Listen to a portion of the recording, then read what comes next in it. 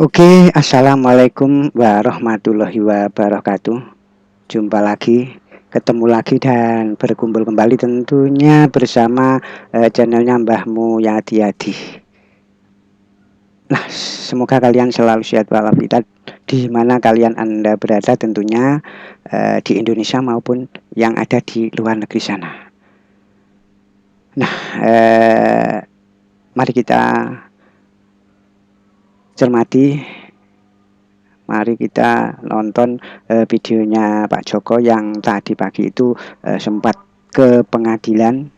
Nah, ini ada video yang klarifikasi tentang apalah permasalahannya, karena teman-teman Palop juga pada tanya. Nah, ini akan dijelaskan pada mungkin kuasa hukumnya.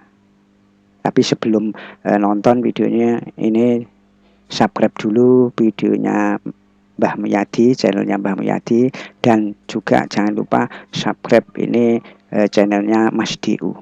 Oke, mari kita tonton seperti apa. Oke, terima kasih buat semuanya, buat teman-teman. Jangan lupa ya subscribe YouTube Bapak Muyadi Yadi ya. Situ ya. Ada action video-videonya Pak Arya. Kita support Pak Muyadi biar terus berkarya di rumah ya. Iya. Orang Tafarir melalui kami ini adalah semata-mata untuk masa depan.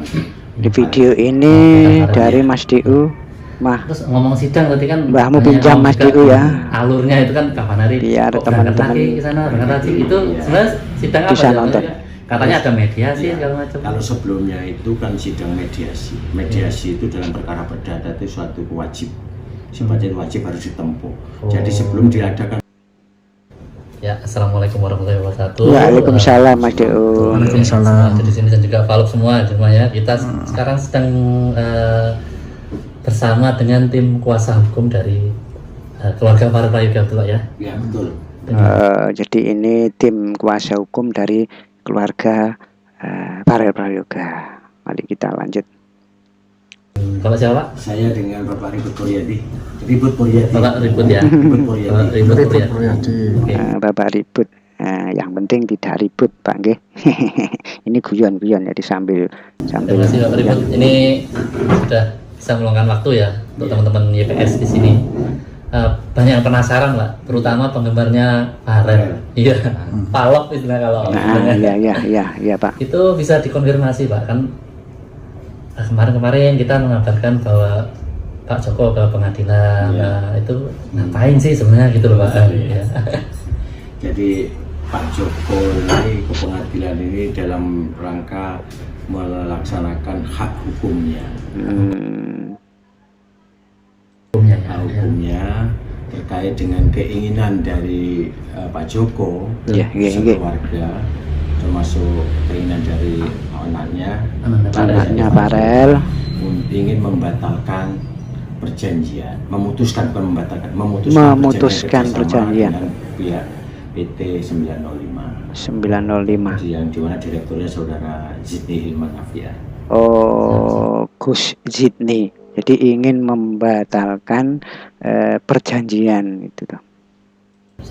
Jadi kayak Pak Joko ini hak hukumnya dilakukan disalurkan dengan saluran hukum yang benar dengan mengajukan gugatan untuk memutuskan, bukan membatalkan, memutuskan saja kerjasama sebelum jangka waktu yang diperjanjikan berakhir.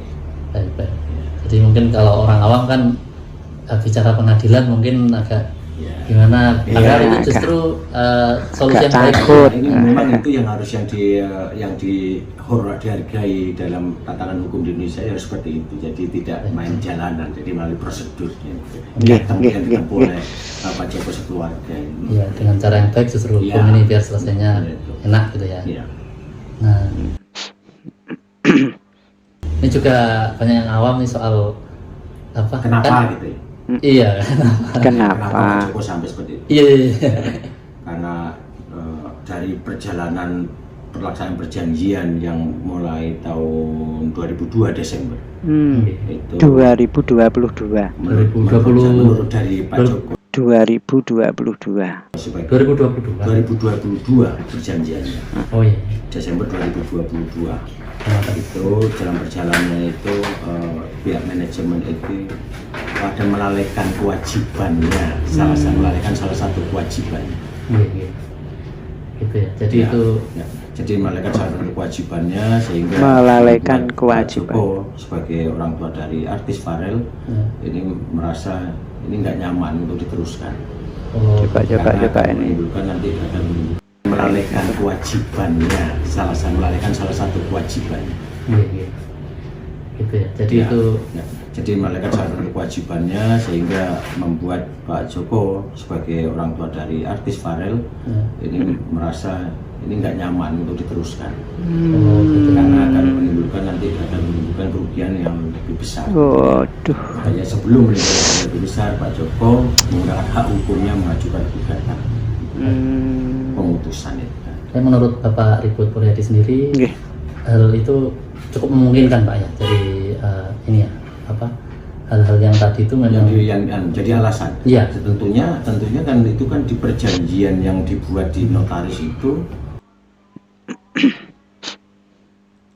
kan disebutkan klausul tentang syarat untuk dia bisa diajukan pembatalan. Terus secara dalam hukum pun juga dalam tatanan norma hukum di Indonesia yang berlaku itu juga bisa diajukan jika ada dalam perjanjian salah satu pihak yang merasa dirugikan, itu bisa dia untuk memutuskan perjanjian. seperti itu ya. Iya. Oke Pak, Ya, sementara nanti itu semuanya itu nanti kita tahu nanti kan di persidangan. Nanti kita buktikan semua di persidangan. Nanti kita serahkan semua kita putusan hakim nanti gitu. Itu ya. Semoga hakimnya juga Ya, kita minta doa dan dukungan Ya. kepada masyarakat untuk khususnya bagi pecinta Farel. Karena apa yang kami diperjuangkan oleh orang tua Farel melalui kami ini adalah semata-mata untuk masa depan Farel juga. kebaikan Farel. Ya, untuk para palop, mari kita berdoa. Semoga permasalahannya dari Pak Joko ini bisa segera tuntas dan bisa berjalan dengan lancar. Jadi tidak ada yang dirugikan. Itu. Mari kita berdoa pada palop-palop nggih. Terus ngomong sidang tadi kan banyak yang awam juga nih. Alurnya itu kan kapan hari kok berangkat lagi ke sana, berangkat lagi. Itu sebenarnya sidang apa sih maksudnya? Katanya ada mediasi segala macam. Kalau sebelumnya itu kan sidang mediasi. Mediasi itu dalam perkara perdata itu suatu wajib. Sifatnya wajib harus ditempuh. Jadi sebelum diadakan pemeriksaan pokok perkara itu diwajibkan pihak-pihak itu dilakukan mediasi oleh mediator. Tapi mediasi yang dilakukan oleh mediator terhadap pihak penggugat dengan tergugat, waktu itu prinsipal juga hadir langsung Pak Joko dengan Pak Sidney waktu itu juga hadir. Hanya kesimpulan terakhir mediasi yang kedua gagal. Mediasi gagal, tidak ada kesepakatan. Sampai 2 kali mediasi. Jadi akhirnya dari mediator menyerahkan karena ada gagal, membuat laporan gagal mediasi diserahkan kepada majelis hakim yang memeriksa perkara ini untuk dilanjutkan ke persidangan pemeriksaan pokok perkara ini. Yang dimana dilakukan tadi itu? Itu mulai sidang pembacaan gugatan sebenarnya tadi. Tapi sudah mulai persidangan namanya mulai tadi. Baik. Ya, tahap mediasi sudah selesai, tinggal pemeriksaan pokok perkara. Tadi agendanya adalah pembacaan gugatan. Persidangan ini karena kita melalui mekanisme sistem ekot, nanti agenda jawab menjawab juga itu melalui elektronik juga mulai jadi tidak langsung datang fisik ke pengadilan, kecuali pada waktu pembuktian nanti baru diketemukan semua. Baru kita persidangan secara manual di persidangan antara pihak penggugat dan tergugat ketemu. Jadi tadi itu pihak tergugat melalui ini elektronik? Enggak. Langsung hadir. Untuk sidang selanjutnya, untuk sidang jawaban, habis itu ada sidang namanya replik, ada duplik itu melalui email elektronik ya. Berarti tadi lengkap ya lengkap hadir dari pihak tergugat, kuasanya hadir tadi 2 orang.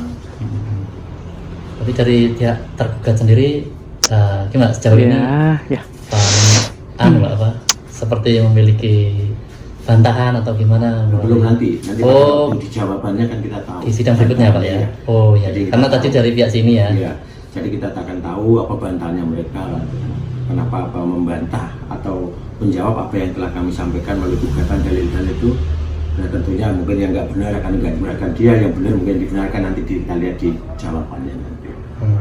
baik, baik. Nah, karena jawaban dari pihak tergugat, kami dikasih punya hak lagi kesempatan namanya mengajukan replik untuk menanggapi jawaban dari yang entahan tadi, Pak. Ya, itu namanya replik. Berikutnya juga begitu, dari tergugat juga Duplik, itu ya. namanya duplik. Oh ya. Tahu sedikit-sedikit aja. Iya. Makanya dengan ini kan termasuk pencerahan hukum, Pak. Biar para palop ini nanti mengerti.